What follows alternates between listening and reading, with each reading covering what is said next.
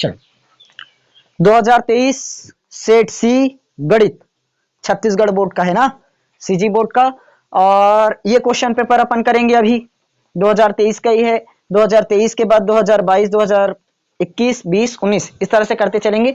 यदि टाइम रहा तो जहां तक हो पाएगा हमसे उतना करेंगे, इसीलिए पहले 2023 का उठाया, क्योंकि अगर 2018 का करेंगे तो इधर हो सकता है आते आते हमें लेट हो जाए, 2023 का ना कर पाए, तो उधर एकदम लंबे वाले को करने से अच्छा पहले नजदीक वाला करा जाए, क्योंकि अभी रिसेंटली में क्वेश्चंस आया हुआ है तो ज्यादा रहेगा। अच्छा, तो ये क्वेश्चन पेपर सब लोग रखना, और अगर नहीं है तो लिंक डिस्क्रिप्शन में रहेगा, वहां से डाउनलोड करना, या तो इसका एक वीडियो बन चुका है उसको डाउनलोड करना।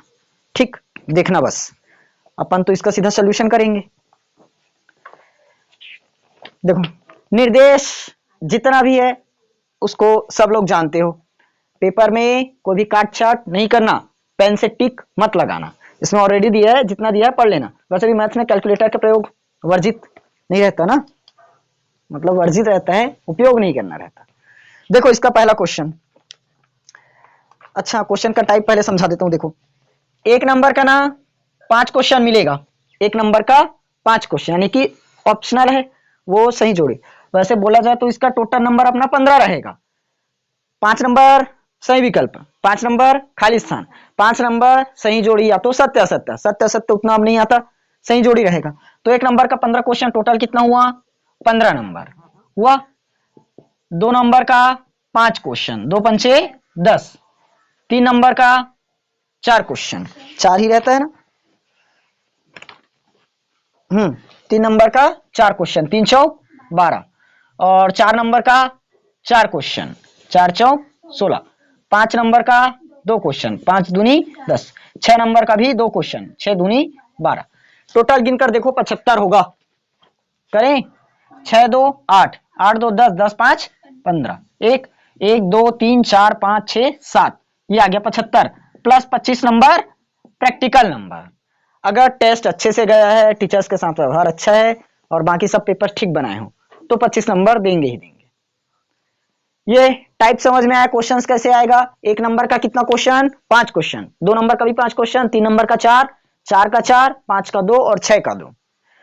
अब समझना, अपन पेपर में सबसे पहले 1 और 2 नंबर का क्वेश्चन बना लेंगे, उसके बाद ना इसको छोड़ देना, सीधा मेन वाला पहले बनाना, लास्ट तरफ से बनाते हैं ना, क्योंकि इसमें 6 नंबर है तो इधर का पहले बनाना, क्योंकि 1 2 नंबर वाला छूटा चलेगा लेकिन 6 नंबर वाला छूट गया, पूरा 6 नंबर चला जाएगा। तो मेन यहां 6 नंबर वाला पहले बनाने की कोशिश करना। और पेपर को बताया था घर में अभी पेपर सॉल्व करोगे ना तो 2 घंटे में करना, पहले बता दिया था। यहां का 2 घंटा पेपर के 3 घंटे के बराबर होगा, याद रखना। घर में जितना 2 घंटा में सॉल्व करोगे वो स्कूल में वही पेपर 3 घंटे में सॉल्व होगा। क्लियर है। चलो इसका प्रश्न नंबर 1 देखो, पहला क्वेश्चन बताया था, क्या बोला है, सही विकल्प वही आएगा। तो लिखने का टेक्निक बता रहा हूं ना, सबसे पहले लिख देना उत्तर क्रमांक 1, उत्तर क्रमांक 1 लिखे, खत्म। अब उत्तर क्रमांक 1 का ये कौन सा है, खंड अ, तो डायरेक्ट लिख दो बस अ, खत्म। अब पहला क्वेश्चन बोल रहा हूं, देखना क्या बोला है, cos square 49 degree plus sine square 49 degree, हमें इसका मान बताना है। ऑप्शन में दिया है 1 -1 2 और -2,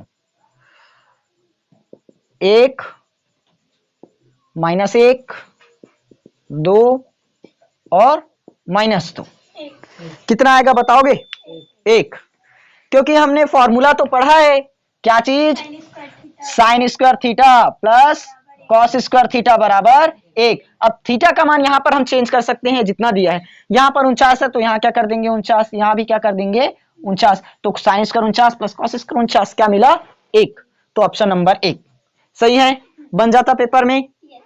सेकंड क्वेश्चन, ऑप्शन को इस बार नहीं लिखूंगा ना, ऑप्शन को बताऊंगा सीधा। हाँ, इसको इंग्लिश में भी लिखा जाएगा ना, the value of cos square 49 plus sine square 49 will be. चलो अब एक क्वेश्चन दूसरा,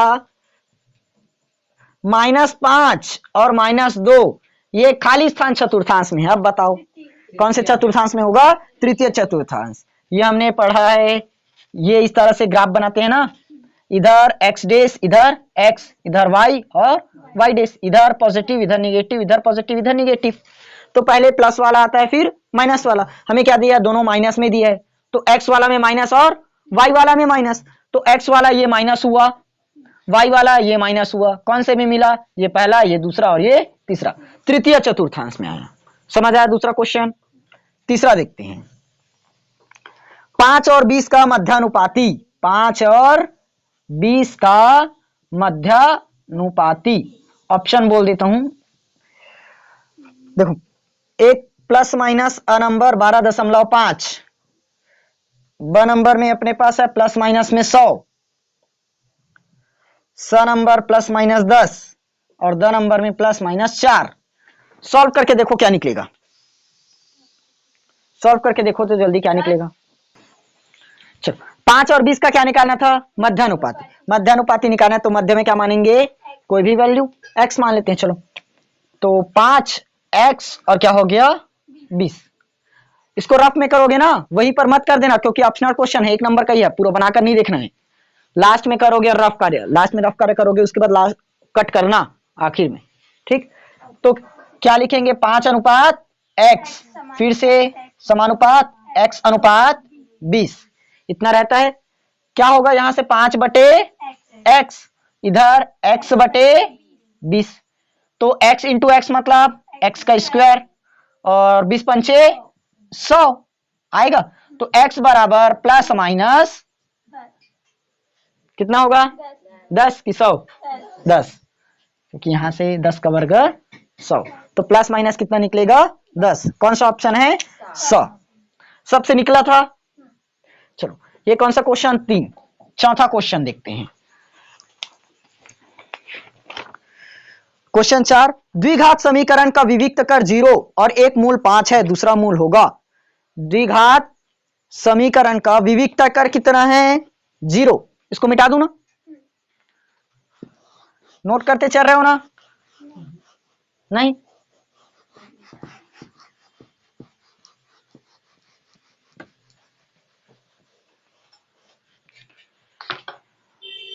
यहां से करना।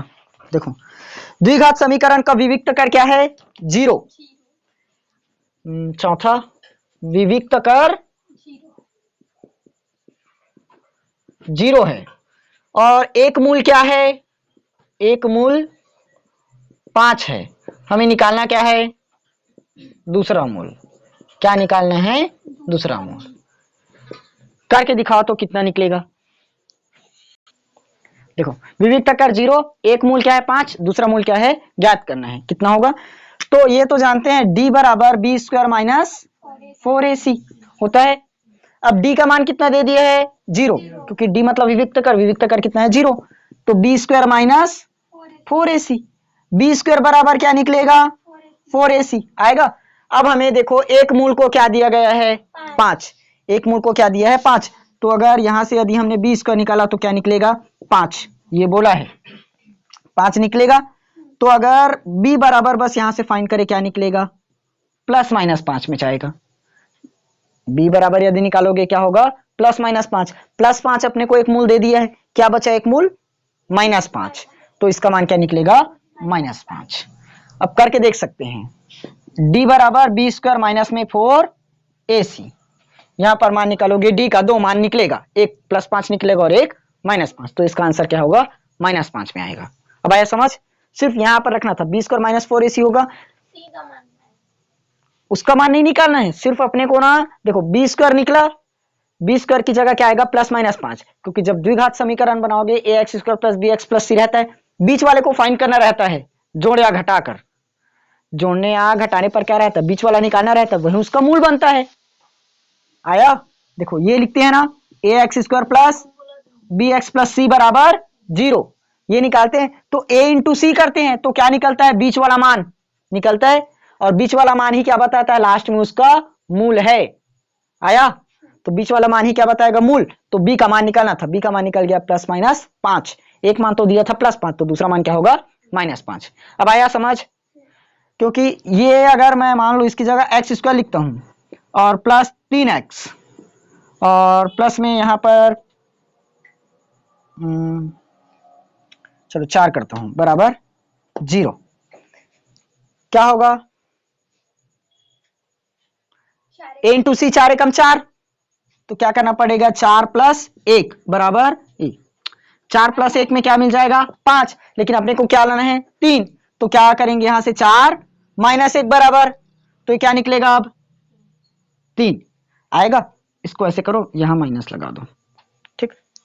अब देखो -4 निकलेगा, 4 गुणित -1 करोगे तब क्या होगा माइनस का 4, और 4 माइनस 1 मतलब 3 मिला, तो इसका मूल क्या मिला 4 माइनस 1 आएगा।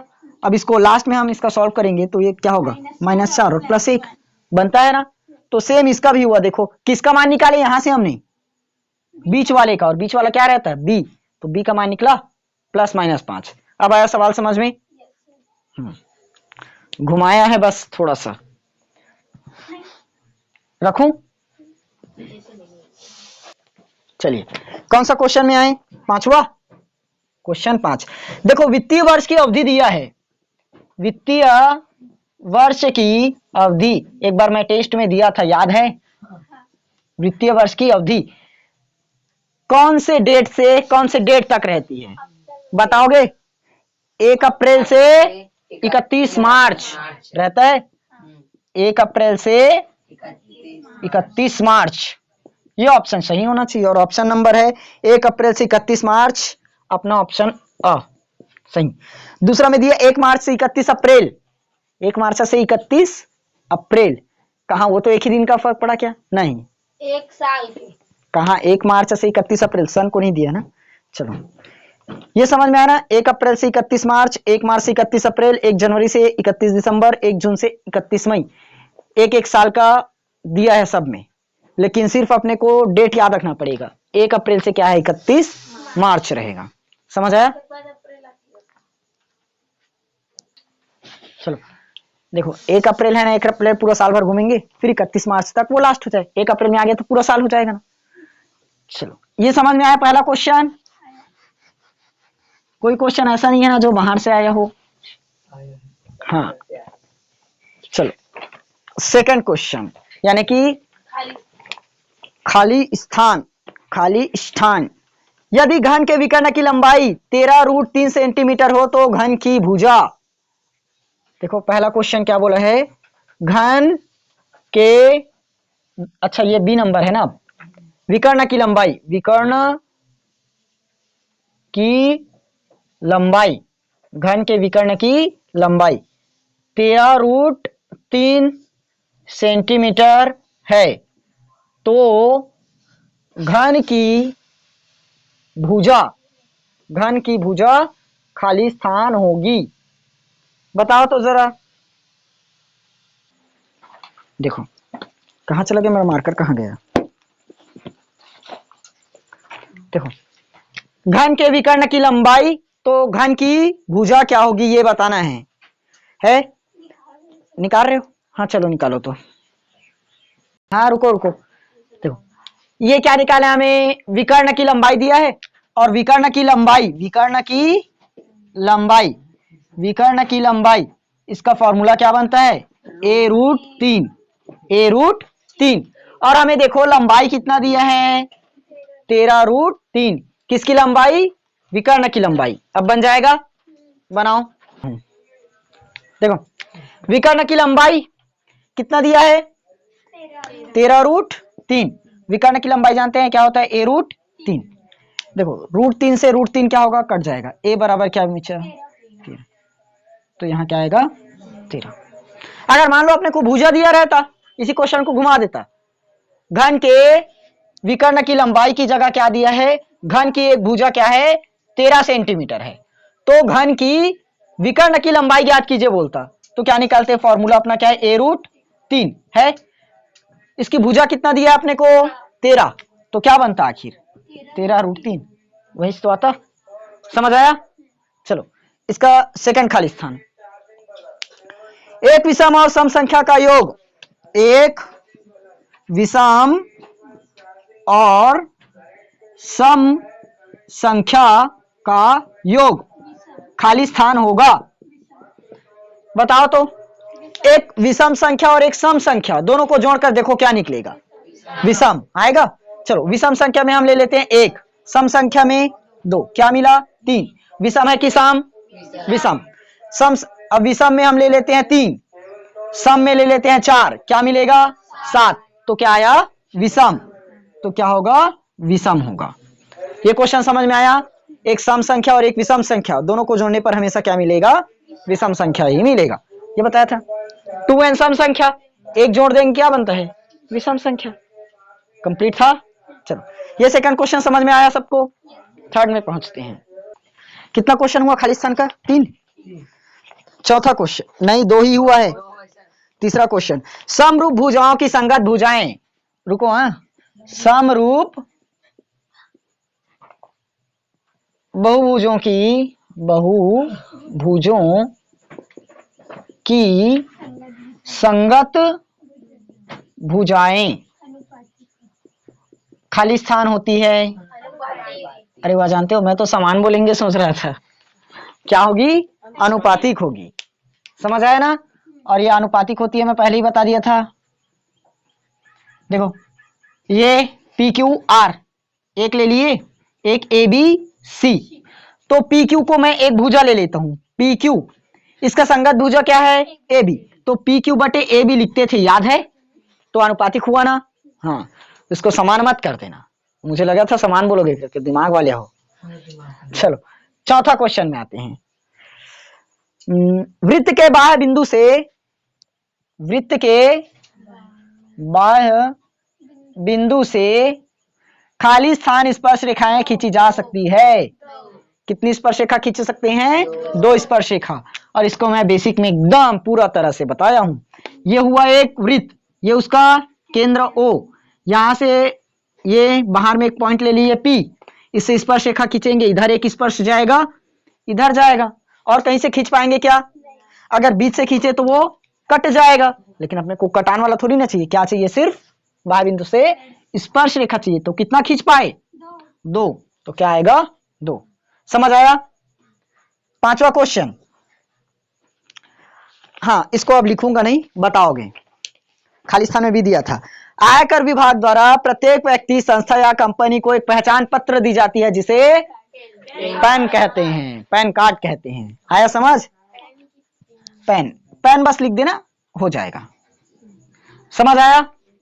आयकर विभाग द्वारा प्रत्येक व्यक्ति, संस्था या कंपनी को क्या दी जाती है, एक पहचान पत्र दी जाती है, जिसे क्या कहते हैं, पैन कहते हैं। पैन कार्ड जानते हो ना। चलो बी तो हमने कंप्लीट कर लिया। खंड बी, खंड स में आते हैं इसका। खंड स सही जोड़ी तो नहीं है, सही विकल्प भी नहीं है, सत्य सत्य भी है। अगर याद रखना, अगर सत्य असत्य पता नहीं है ना, तो सब में सीधा सत्य सत्य लिख कर आ जाना, या तो असत्य लिख कर आ जाना। पता नहीं है तब की स्थिति में, लेकिन 100% देना कि पता रहे। देखो, किसी बहुपद ax² + bx + c के शून्यकों का गुणनफल ax² + bx + c, इसका गुणनफल नहीं सॉरी के योगफल, योगफल माइनस x² का गुणांक डिवाइडेड बाय x का गुणांक होता है, ये बोला है। बताओ तो सत्य है कि असत्य। असत्य। क्यों असत्य। देखो चलो बनाकर देखते हैं, सत्य की असत्य पता चल जाएगा। ax² + bx + c = 0, ये रहता है।